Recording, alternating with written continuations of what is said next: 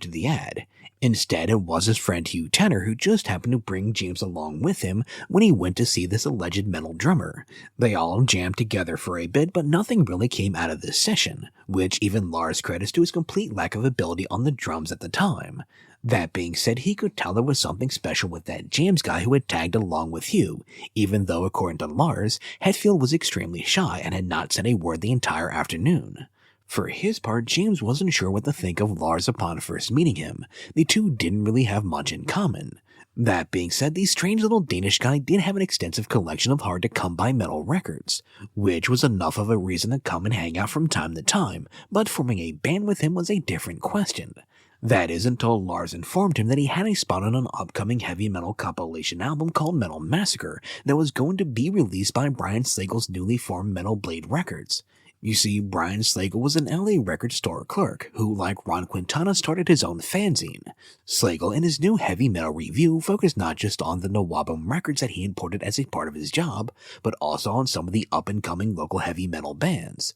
So Slagel was really plugged in, and recognized how unusual it was to see a guy at a local show wearing a Saxon European Tour t-shirt. Curious, he then approached the young man who obviously introduced himself as Lars Ulrich. The two then got to talking and apparently hit it off, with the pair often driving around town to local record stores in search of some undiscovered Nawabum gems. Then, one day while they were hanging out in the Ulrich family condo, Lars announced to his guest that he was planning on starting his own band. A claim that Slagel found a bit hard to believe, considering that the drum set sitting in the corner was only half assembled. Meanwhile, Slagel had his own dreams. Inspired by the success of bands like Judas Priest, Iron Maiden, and Def Leppard, and the do-it-yourself ethos of the early Nawabum scene, he had decided to start his own little independent label called Metal Blade Records, through which he intended to produce and release a compilation album titled Metal Massacre. The album would feature a who's who of local and up-and-coming bands like Rat, Malice, Steeler, and Cirith Ungol. Metal Massacre also almost had Motley Crue on it as well, but by the time Slagel was ready to release his compilation, Motley's debut was already taking off. Indeed, with Too Fast for Love selling 20,000 copies in 6 months, the band landed a deal with Elektra Records, meaning Slagel could no longer include the band on his compilation.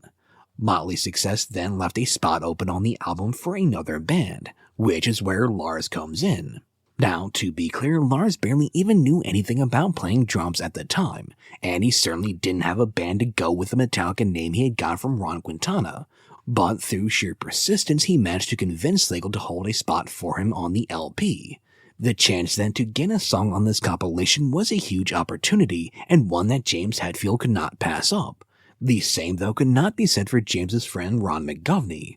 James and Ron had gone to school together and had become friends. Ron from time to time had even worked as a roadie for one of Hetfield's old band's Obsession. Ron, though, despite being a bass player, did not want to be a part of Lars's band, spot on the record or no, because he felt Lars was such a terrible drummer. So when Lars and James went to record Hit the Lights, a song that James had originally penned for another old group of his, Leather Charm, James would also play the bass part for the album.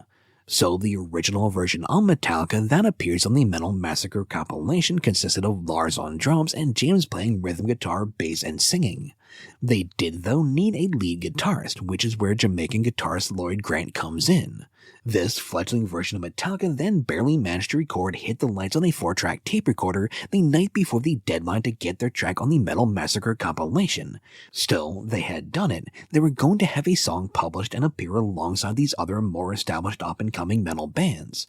The thing was, when Slagel delivered the cassette tape containing Metallica's first song to the engineer putting Metal Massacre together, he was informed that he couldn't just take the song off the cassette and put it on the album. The song had to be on a 1/4-inch reel for him to use it. That being said, he could transfer the song from the cassette to the reel, but that was going to cost $50. Unfortunately, neither Slagel nor Lars, who had accompanied him, had that much cash on them. Luckily though, Slagel's friend John Kernanens was also with them and had $50, which meant Metallica was going to have a song on a compilation record, even though at this point they had never even performed live. A compilation that proved to be a major underground hit, as all 4,500 copies of Metal Massacre would sell out in a week. With so much exposure, it only seemed logical to really try and do something with this whole Metallica thing. As such, Ron McGovney officially joined the group, meaning they now had a bass player. Soon, though, they were on a search for a new lead guitarist as Lloyd Grant wouldn't stick around for long. Which is where Dave Mustaine comes into the picture, as Lars posted another ad which caught Mustaine's attention this time as he was drawn to a number of the Nawabum bands listed as inspirations for this group. Now, according to Dave, there was a weird vibe the first time he showed up to audition for Metallica, as he tells it he got there and got himself set up while the others were in another room. Since he was left by himself, Dave started warming up, but still no one came in from the other room, so he just kept playing louder and faster expecting the others to show up. This continued on for a bit, with Mustaine getting progressively louder and faster, until finally he stopped and went looking for the others, only to find them lounging in the adjoining room, at which point Lars announced that he was in the band. Now, Ron McGovney recalled things a bit differently. Ron's account seemingly adds more context to the situation, as he explains that the weird vibes Dave was picking up on were the result of the first thing he did upon arriving was to launch into this whole spiel about all the guitars, amps, and whatnot he had. According to Ron, Mustaine just kept going on about himself and how great he and his gear were. Ron then recalls turning to Lars and James to say, quote, "If either one of you want to take this guy's head's not going to fit through the door." Now, Ron does admit that when Mustaine stopped talking and started playing, they were indeed all impressed by his skills. Yet still, Ron's lasting memory of this first meeting was how much Mustaine went on about himself. Also of note about these early stages of Metallica, James initially just planned on being the singer, but he quickly found he wasn't comfortable in that role. He discovered he needed something in between himself and the crowd, so Hetfield decided to just focus on rhythm guitar and they'd get someone else to sing. They held some auditions, but no one really fit the bill of what they wanted, with one exception, John Bush of Armored Saint. The problem was John had no interest in leaving the band he had started with his friends, so James decided he was just going to have to sing and play rhythm guitar. With this lineup in place, they then shifted their focus to forming their own identity and their own sound. Now, of course, a big part of that sound came from England, as they would often play covers of bands who were pretty unheard of in America, with Venom and Diamond Head being particular favorites. Bands that were so obscure in the States that some members of the audience actually thought they were Metallica originals. In addition to taking their cues from the heavier sect of the Nawabum bands, Metallica unintentionally and unknowingly followed in the footsteps of their progenitors Black Sabbath. You see, Sabbath had in part come up with their signature sound by playing louder and louder to get the audience's attention. In much the same way, then, Metallica started playing faster and faster, in part out of frustration in dealing with the inattentive LA crowds, and in part due to the nerves of their inexperienced drummer. As Metallica started playing shows, they almost immediately started making a name for themselves, likely helped out by the fact that they had a leg up on the situation thanks to their spot on the Metal Massacre compilation. Soon, bootlegs of their shows began circulating up and down the West Coast, with some even making their way to Europe. Feeding off this momentum, Metallica in July of 1982 decided they were ready to record their demo, which they called No Life Till Leather. The sound was bright and James's voice was high, but the most notable thing about it was the fact that they sounded like an even faster and heavier version of the metal coming out of England. Metallica were essentially taking what the Nawabum bands were doing and pushing it a step further, a sound that, as it turned out, spoke to a number of other like-minded heavy metal fans. It was this demo and the aforementioned underground success of the Metal Massacre compilation that first brought Metallica out of their home of Los Angeles for the first time, as they traveled to San Francisco for a show to promote Segal's Metal Massacre album, a trip that would prove to be incredibly important for Metallica, as while the two cities may have been in the same state, it was like they had entered a whole new world when they first took the stage in San Francisco. Not only were they received with open arms, but they received a tremendous reception unlike anything they had ever experienced back home in LA. What Metallica hadn't known before this was bootleg tapes of their concerts and copies of their No Life Till Leather demo had been making waves in the city as they were passed among the tape trading community. For Metallica, San Francisco, and the reaction they got there was revelatory. While they had some fans in LA, they were the black sheep of the heavy metal scene there. They were considered too heavy and too punky for the LA scene, which was obsessed with the emerging glam metal bands. Indeed, Metallica actually got banned from playing the Troubadour for being too heavy. Therefore, they were totally not prepared for the reception they got just taking the stage in San Francisco. Now, to be clear, initially San Francisco had also been dominated by glam metal acts just like LA. However, a burgeoning underground heavier metal movement drove them out, a movement of metal musicians who took their inspiration from groups like Motorhead and punk rock, thereby producing a faster and more aggressive form of heavy metal. Leading the charge against the glamier acts were groups like Trauma and Exodus. They wanted to drive out what they considered to be the more fake glam metal bands, thereby creating an environment for heavier groups like themselves to thrive in. According to Chuck Billy of Testament, quote, "The whole theme for us was kill posers, and to us the posers were the guys who were into glam. I think our crazy young madness and all our threats eventually drove all the glam out of San Francisco, and that's why San Francisco rose as more of a thrash metal center."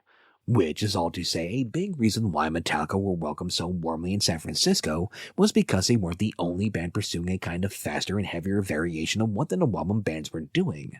For example, the band Exodus, which initially consisted of drummer Tom Hunting, vocalist Paul Bailoff, guitarist Kirk Hammett, and Gary Holt, had actually formed before Metallica. They, too, were trying to put a twist on the metal coming out of England. According to Kirk Hammett, though, while a lot of bands in San Francisco were all striving to create something heavier, faster, and more extreme, it would ultimately be Metallica coming out of LA who were the ones who really first hit upon that sound they were all searching for. So while LA might have been a direct feeder line to the music industry, San Francisco became this creative paradise for bands wanting to play a heavier style of music. Almost immediately then, San Francisco started feeling more like home for Metallica than LA ever did. They just had never been a good fit for Los Angeles, as in addition to their heavier, faster brand of heavy metal, they just always seemed out of place in image-conscious LA.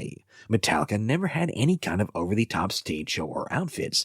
They just wore t-shirts, denim, and leather. As a result, they looked more like your typical heavy metal fan than rock stars. This made them stand out in the wrong way in LA, but it endeared them to those in San Francisco, as according to Lars, it was as much about identifying with their songs as it was about, quote, identifying with what the band represented. We were the antithesis to what most of the bigger bands were doing at the time. Metallica then were almost the anti-glam metal band, and thus totally out of place in glam-dominated LA. This was part of the reason why Metallica ultimately decided to relocate from LA to San Francisco. That being said, the real catalyst for the move was their desire to replace bassist Ron McGovney with a long-haired bell-bottom-wearing bassist named Cliff Burton.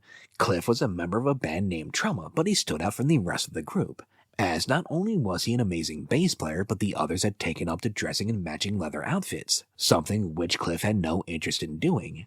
In fact, according to Cliff himself, Trauma around this time were starting to quote-unquote annoy him as he felt they were getting too, quote, commercial, which was probably why he was intrigued by the offer to join Metallica.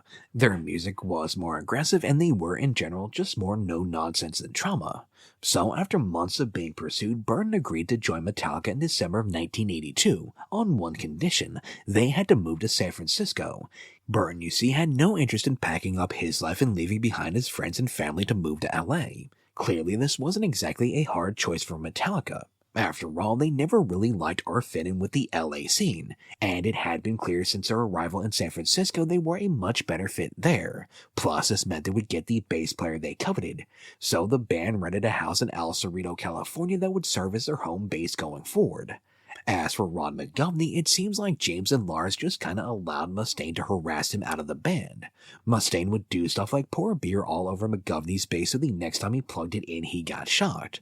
Ron also suspects that Dave and his friends who were acting as the band's roadies were the ones responsible for stealing his bass, as according to Ron, the last time he saw his instrument it was sitting behind the guitar player, and his friends/roadies were the ones who were supposed to grab it, but instead it just disappeared. Eventually then, Ron just got tired of this treatment and quit, thus giving the others what they had wanted.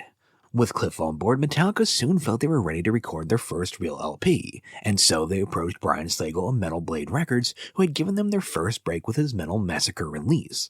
The thing was, they had a vision of what they wanted to create, and they needed $8,000 to produce it properly. Slagel and his upstart label, though, did not have that kind of cash at the time, and nor did he know where he could go to get access to that kind of money. All was not lost, though, for Metallica at least, as their No Life Till Leather demo had effectively spread their name far and wide. It was then, thanks in part to that demo, that the group was connected with another small startup label, this time from New Jersey called Megaforce Records, which was owned by one Johnny Z. Johnny Zazula, or Johnny Z, and his wife Marcia had been operating a flea market store in New Jersey that sold picture discs when Johnny first realized that there was money in heavy metal. It became clear to Johnny that there were people out there willing to shell out some serious cash for heavy metal records when a customer purchased Judas Priest's Sad Wings of Destiny for $200. Following this, they then started importing more metal albums until it became their specialty and eventually it became their entire business. This eventually led to the creation of Megaforce Records, which was